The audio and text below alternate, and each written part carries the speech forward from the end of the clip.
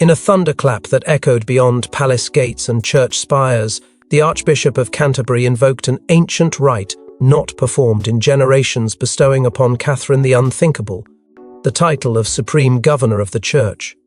Whispers that once lived in corridors now roar across kingdoms. Was this spiritual elevation orchestrated in silence, or has the monarchy reached a divine reckoning none were prepared for? Before we go deeper into what this really means for the royal family, make sure to subscribe so you don't miss a single update. The ceremonial chamber at Lambeth Palace was sealed. No television broadcast, no public statement, only a rare silence cloaking an act that would shatter centuries of protocol. Inside, beneath vaulted ceilings and ancestral shadows, the Archbishop extended his hand, not toward a king or heir, but to the woman who had walked the line between devotion and duty, Catherine. According to palace sources, she was told only hours prior that her presence was not requested, it was required. Behind her, heavy doors closed. Before her, the remnants of power long hidden from public view were laid bare in a rite sealed by sacred oil and whispered Latin. The inner circle of senior royals, traditionally summoned to such landmark rites, had not been invited. Most notably absent Camilla. Her exclusion was not an oversight. It was the message. In that moment, the Church of England, for the first time in modern memory, had not deferred to the monarchy, it had redefined it. The echoes of Elizabeth I's supremacy rose like ghosts from marble tombs as whispers compared this act to the Virgin Queen's own declaration of ecclesiastical independence. Only now, it wasn't political survival being asserted, it was spiritual authority being transferred. The implications sent tremors through Windsor corridors. Within hours, a high-level palace memo surfaced. Its header marked Operation Sanctuary, a phrase that hadn't appeared in royal circles since the twilight months of Queen Elizabeth II. Though unsigned, sources linked it directly to King Charles, citing an urgent need to re-anchor the crown in spiritual legitimacy amid institutional fatigue. But if this was Charles's doing, he had done so quietly, threading power not through Parliament or Privy Seal, but through psalms and silent communion. No robes were exchanged, no thunderous applause followed. And yet, something irrevocable had occurred. A woman once seen as the monarch's companion had now been called something far more potent, God's chosen representative. But as the ink dried on sacred parchment and the blessing concluded, the true tremor wasn't ecclesiastical, it was political. And the walls of Clarence House began to stir. While Catherine stood robed in ancient cloth, an equally deafening silence rang from Windsor's West Wing. Camilla was not in attendance, not notified, not consulted. What had begun as a spiritual elevation was already cracking into a dynastic confrontation, and within that fracture lay the beginning of a royal war with no return. It wasn't just the shock of the Archbishop's announcement that sent tremors through the palace. It was the method, the secrecy, and above all, the omission. Camilla's name had not been whispered, acknowledged, or even footnoted in what many now called the most sacred moment of the decade.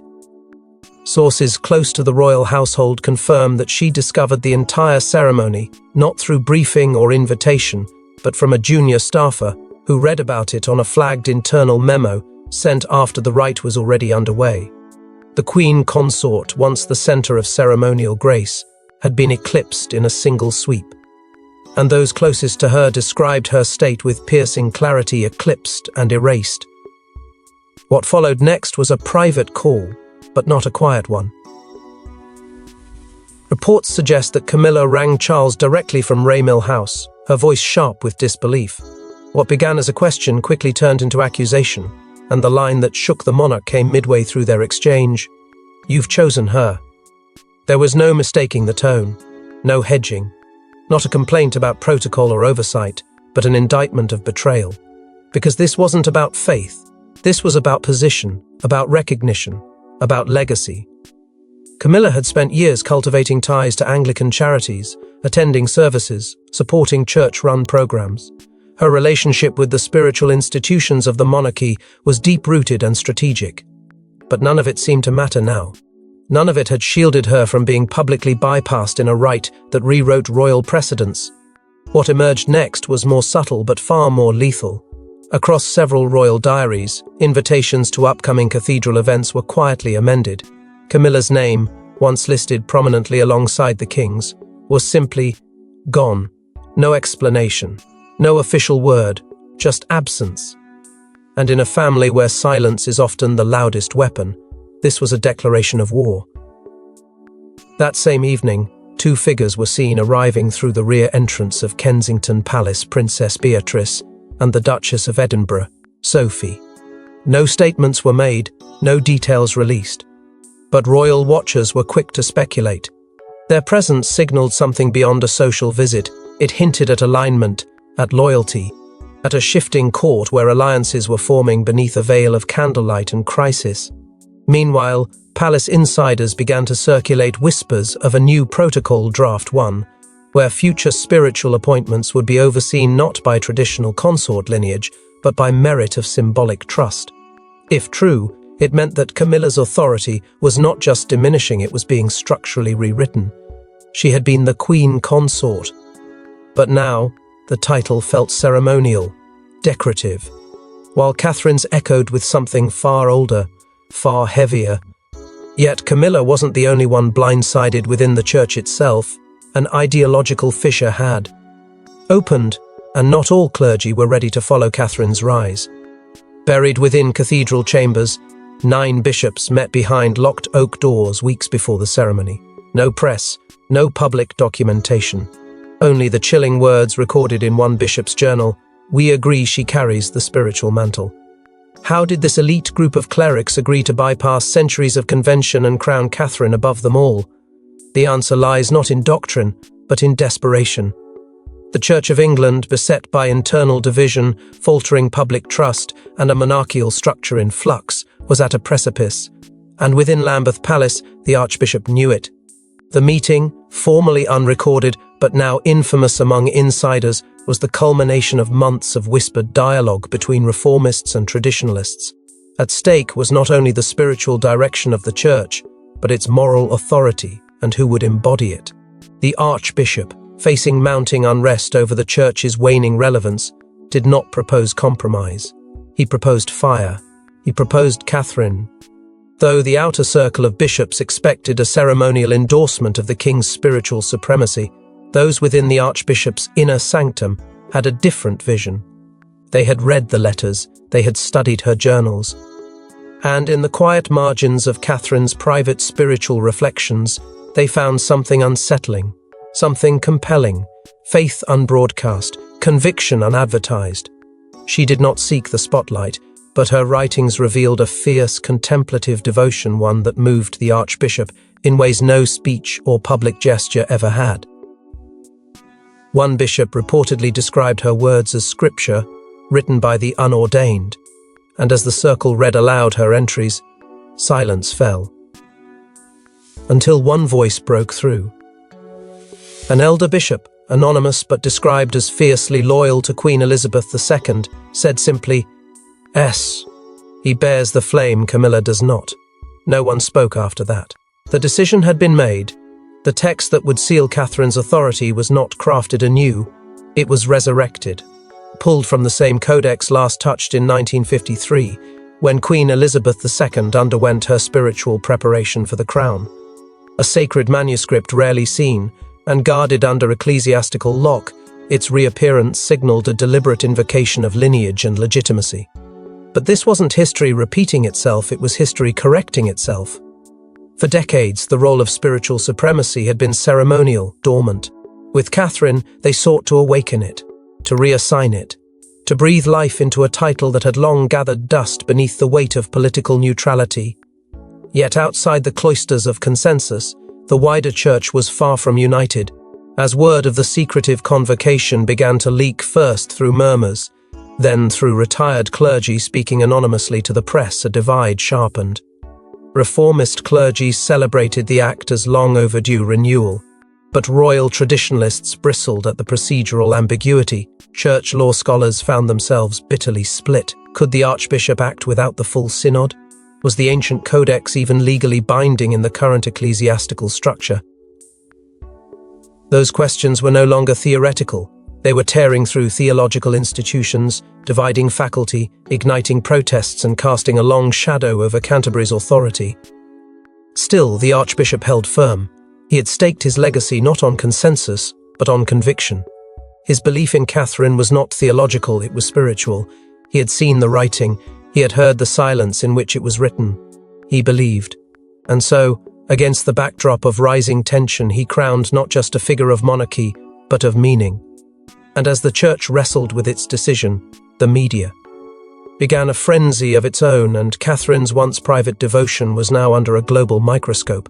Weeks before the Church's proclamation, a sealed velvet pouch was retrieved from the Queen Mother's archives. Inside personal letters, diaries, and an annotated psalter. The Queen Mother had written of Catherine decades before meeting her. One day, a quiet one will rise a spiritual lioness. Were these prophetic musings? Or was something much older guiding this destiny? The discovery came not by design, but through diligence. Princess Anne, overseeing a vault inventory deep within Windsor, came across the pouch nestled beneath documents labelled Appendix Windsor 4. Its contents had remained untouched for nearly 30 years, archived with no known relevance until now. What began as a routine inspection became an awakening.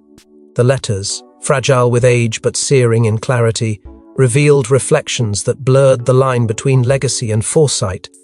The Queen Mother spoke of recurring dreams, visions of a future granddaughter, not by blood, but by purpose, who would rise without voice yet be heard by the nations. The words were dismissed by advisors at the time as sentimental ramblings, but today they read like warnings from the past. Among the pages were fragments of conversations between Queen Elizabeth II and Catherine, private exchanges preserved in personal journals never intended for public release. In one entry, dated just after Prince George's birth, Elizabeth wrote, "She asks not for power, yet her presence commands it. There is something in her silence that steadies the crown." It was in these writings that the veil around Catherine's spiritual influence began to lift, not through grand gestures, but through moments of deep reverence shared in the quiet chambers of Sandringham and Balmoral. Most astonishing was a handwritten prayer Catherine had once shared in confidence, tucked away in the Queen Mother's final Christmas book. It read, "Let me serve in shadows, that others may stand in light." Those 10 words, written in delicate ink, are now being quoted in theological circles across the Commonwealth. But the document's emergence was not without resistance. A senior royal archivist, bound by years of protocol, attempted to suppress their release, arguing they were irrelevant to the current constitutional framework. He was swiftly overruled by Prince Edward. Sources close to the Duke confirmed that his decision was not political, it was instinctual. Edward had long carried the role of royal custodian, but in that moment he chose to be a guardian of truth. He ensured the documents were authenticated, scanned and secured in the vault beneath St. George's Chapel. And within that vault lay one final piece, a centuries-old psalter, annotated by the Queen Mother herself. On one of its last pages, a passage had been circled in red, "And she shall guide the flock, though not anointed by crown, but called through fire." Below it, in the Queen Mother's hand, the phrase, "Governor in waiting." The question now echoed not just through the Church, but within every royal chamber: had Catherine always been meant to lead the Church? Was this an orchestrated ascent or a divine fulfillment long prophesied in secret? These writings, once dust-covered and disregarded, had rewritten the foundation beneath her feet. They didn't just explain the Archbishop's decision, they vindicated it. They gave it lineage. With the spiritual blessing sealed and ancestral voices behind her, Catherine was ready to step forward, but not without immediate political consequences. Behind every divine anointing lies a mortal defender, and William has never fought harder. Inside Windsor's war room, the heir apparent reportedly delivered a midnight speech to senior advisors. "If you strip her light, you strip mine. I stand where she stands. What began as ceremonial has become constitutional, and William isn't backing down." In the weeks that followed Catherine's elevation, the palace was no longer merely reacting, it was calculating. Not in secrecy, but in strategy. William, long known for restraint, abandoned caution in favor of conviction. An internal memo, circulated among Privy Council members under the subject line stabilisation measures, revealed the full extent of his position. In it, he affirmed not only his full endorsement of Catherine's spiritual title, but also urged the monarchy to recognise it as essential to the institution's future integrity. This was not a husband defending his wife. This was an heir defending the legacy of the crown and redefining the path it would take. Those close to William say the turning point wasn't the anointing itself, but the memory it awakened. One source confirmed that William had revisited his mother's private diary the night of the announcement. In it, Diana had written of the church, the monarchy, and the unbearable loneliness of navigating both without spiritual refuge. For William, Catherine was that refuge not only for him, but for the country. When confronted by resistance within the family, particularly from Camilla, William's response was measured yet final. A call between them, meant to reconcile, allegedly ended with raised voices and emotional silence. One insider claimed Camilla's final words were, "This wasn't supposed to be her chapter," but William had already turned the page. His most personal move, however, came not behind closed doors, but in a quiet exchange with his eldest son. In the sanctuary of their private study, William presented Prince George with the official seal of the church governor, an artifact untouched since the reign of Queen Elizabeth II. He explained its weight, its history, and more importantly, its future. "This is your mother's duty now," he reportedly said, "and one day it may be yours." It was a passing of symbolic torch, not through blood, but through belief. It wasn't ceremonial, it was foundational, and it came at a moment when political forces tried to halt everything.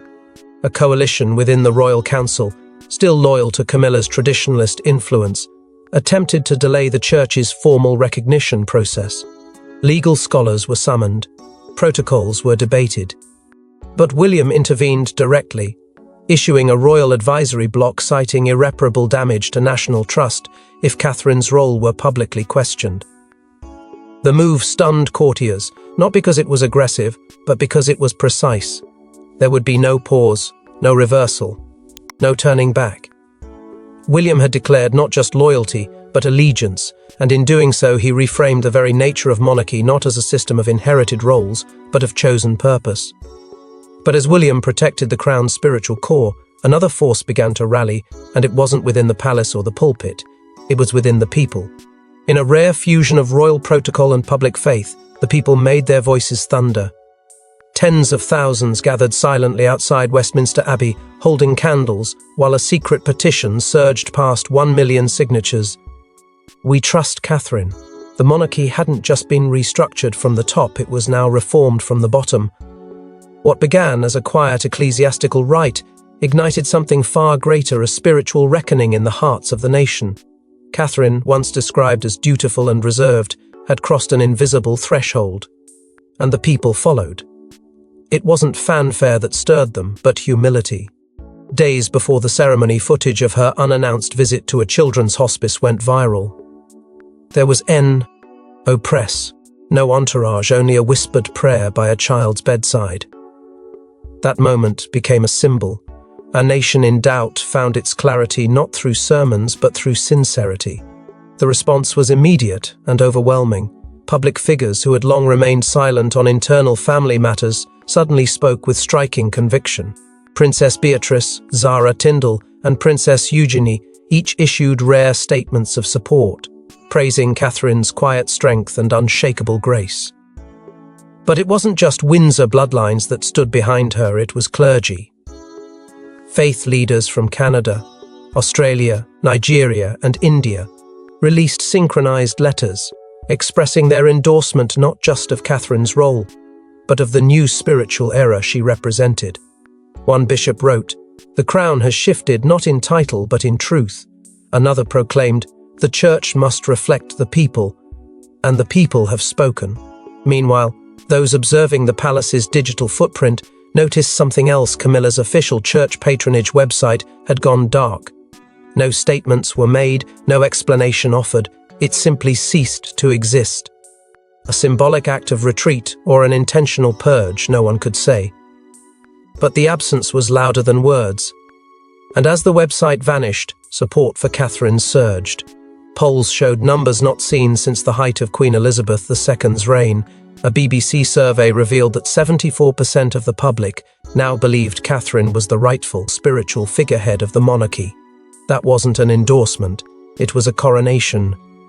Inside Lambeth Palace, the Archbishop of Canterbury, known for his stoicism, reportedly broke protocol to send Catherine a handwritten note. It was short, but it carried the weight of centuries. The people believe it read, "That is your liturgy." That note, sources say, was never made public. Catherine placed it within her personal prayer book. Anne closed it without a word. There was no need to read it twice. The message had already echoed across the kingdom, but in the stillness of that rising wave, another presence stirred, not in the streets or the abbey, but in the Scottish Highlands. As the public stood behind her and William stood before her, one woman quietly watched from Balmoral and planned a final attempt to reclaim the legacy she believed was hers. Cornered but not defeated, Camilla summoned allies to Balmoral. What followed was a confidential meeting known internally as the Aberdeen Accord. Her goal, to reassert spiritual influence through alternative Anglican branches. But her rivals called it what it was, a rebellion in pearls and protocol. Behind the grand facade of the royal estate, Camilla moved with unspoken urgency, reaching out to select clerics, advisors, and loyalists from conservative factions of the Anglican fold. These were not household names, but they held sway in pockets of ecclesiastical power, particularly those who viewed Catherine's rise not as divine providence, but as procedural anarchy. Within 24 hours, the gathering was quietly arranged. A draft resolution was proposed. The language, cloaked in ceremonial neutrality, was unmistakable, a symbolic reaffirmation of traditional hierarchy within the Crown's spiritual duties. In plain words, Camilla was attempting to stage a rival blessing, not sanctioned by the Archbishop, not recognized by church law, but wrapped in enough historic precedent to cause confusion and perhaps chaos. What Camilla hadn't anticipated was the leak.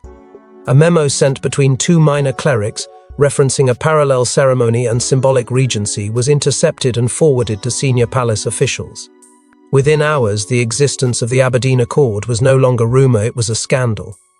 Catherine's supporters interpreted it as a direct act of bottage. Sophie, Duchess of Edinburgh, who had long walked a delicate line of neutrality, was said to have received an invitation to attend. Her response was unambiguous. She declined. And according to insiders, added only 4 words, "I walk with Catherine." The rejection sent a ripple through Camilla's camp. For years, Sophie had been considered a quiet ally. Her refusal signaled a shift, one that Camilla could neither contain nor deny. The king, meanwhile, remained silent publicly but not privately. After reviewing the leaked memo, Charles reportedly summoned his closest advisors and delivered a statement that would later be echoed in palace corridors. "The Archbishop has spoken. So shall it be." Those 7 words confirmed what many suspected. Camilla's efforts were not only unofficial, they were unwelcome. And yet she persisted. She began drafting a personal letter to the Archbishop of Canterbury, a last appeal, framed in the language of tradition, asking for a shared space within the Church's spiritual framework.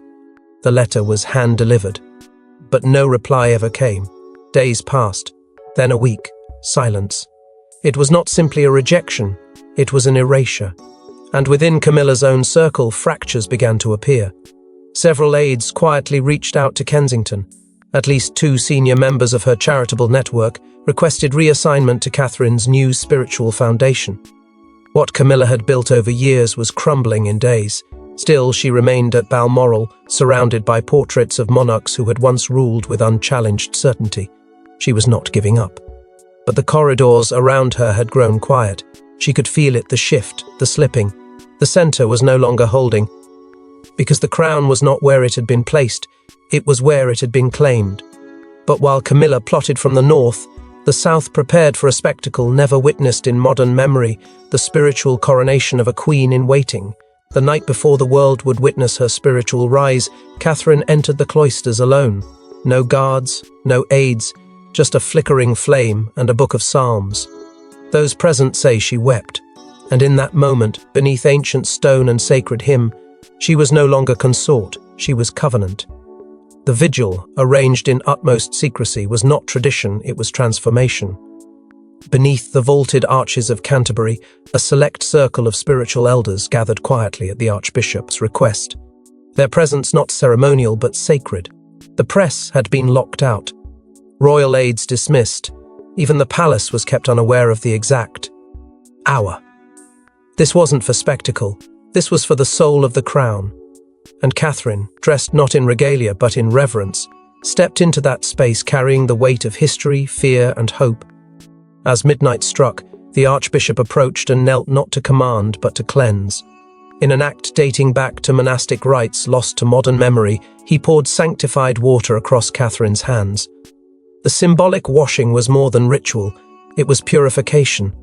It was a severing of worldly noise, a letting go of doubt, fear, and ambition. As the water trickled into the basin, he whispered words passed down from Elizabeth I's consecration, words not heard aloud in centuries. Before her was an ancient relic, wrapped in linen and set upon a small stone pedestal. It had once rested beneath the coronation chair during the Tudor era. Now, it stood as the bridge between two queens separated by blood and centuries, but bound by divine inheritance. Catherine, eyes closed, offered a single prayer. Let me not lead with power, but with peace. There were no proclamations, no trumpets, just that whisper, echoing through the hollow silence like prophecy. The elders did not respond. They simply bowed their heads. For what they had witnessed was not ceremony, it was surrender. A chapel assistant, sworn to silence, would later leak a portion of the vigil to a confidant, claiming Catherine wept softly before dawn, and then rose to her feet in absolute stillness. Her final words before exiting the cloisters were etched into the stone of that hour, "Let it begin and let it be just." Those 7 words, now engraved on parchment in the Canterbury archives, mark what many call the most sacred moment of a generation. The sun had not yet risen, but change already had. The Archbishop remained behind, praying long after Catherine had gone. He knew what came next would shake the foundations of monarchy, church, and country alike. But he also knew the mantle had been passed not through decree, but through devotion. The dawn that followed would not be ordinary, because this time the bells would not toll for birth, marriage, or death. They would toll for rebirth. And as the morning broke through stained glass, the church bells tolled not for tradition but for transformation. And the world beheld what many now call the spiritual coronation. As Catherine stepped forward, beneath the choir's crescendo, the Archbishop's voice carried across centuries. "By the will of the Church and the light of the people, we bless thee, Governor of our faith. No crown, no throne." And yet, in that moment, she ruled. The monarchy had not ended. It had been reborn. The final anointing, broadcast to more than 110 countries, shattered viewership records within minutes of its commencement. But beyond the spectacle was a silence so profound it pierced through television screens and royal walls alike. For what unfolded within Canterbury's sacred chamber was not mere history, it was redefinition. Catherine did not sit on a throne, nor receive a scepter. Instead, she stood, hands clasped, eyes closed, as the Archbishop extended the sovereign's church seal, an object untouched since the time of Queen Mary. The gesture was more than symbolic, it was seismic. With that seal, the Church recognized a new guardian of spiritual stewardship, a woman not born to lead but bound to. Catherine's vow, written in her own hand and spoken with reverence, echoed beyond the marble and hymns, to guard the spirit of this land in light and silence. It was not power she claimed, but purpose. Around her stood the next generation, George, Charlotte, and Louis, each wearing crosses crafted from ancient Windsor oak, embedded with fragments of stained glass salvaged from St. George's Chapel. A silent lineage stood watching their mother rise not above them, but before them. Behind them, King Charles could not hide his emotion. As Catherine turned toward the congregation, the cameras caught his whispered words, "Your mother would be proud." It was unclear whether he meant Elizabeth or Diana, but perhaps in that moment both were present. Across the world, cathedrals rang their bells not in observance, but in affirmation. From Nairobi to Vancouver, from Delhi to Melbourne, spiritual leaders released synchronized statements celebrating what they called a return to sanctity. The Archbishop of Cape Town declared the moment a course correction of holy proportions. Even critics of monarchy acknowledged the rarity of what had taken place, a union of reverence and reform, of ancient rite and modern humility. The ceremony closed not with an anthem, but with a silence deliberately chosen by Catherine herself, a minute of stillness for the world to breathe, reflect, and recalibrate. As she stepped from the altar, flanked not by courtiers, but by children, aides, and clergy, the meaning was unmistakable. This was not just a spiritual moment, it was an institutional one. The monarchy had bled, fractured, evolved, but here, in one transcendent act, it had remembered why it mattered, not for control, not for legacy, but for belief, for the unseen force that binds nation to ritual, family to faith, and people to principle. Catherine hadn't taken power, she had been entrusted with it, and that trust had not come from bloodlines but from the soul of a nation yearning for something more. But with spiritual power comes scrutiny and the eye. So the world now rests on a woman who never asked to rule yet was called to reign. Thanks for watching. Please don't forget to like and subscribe, and we will see you in next one.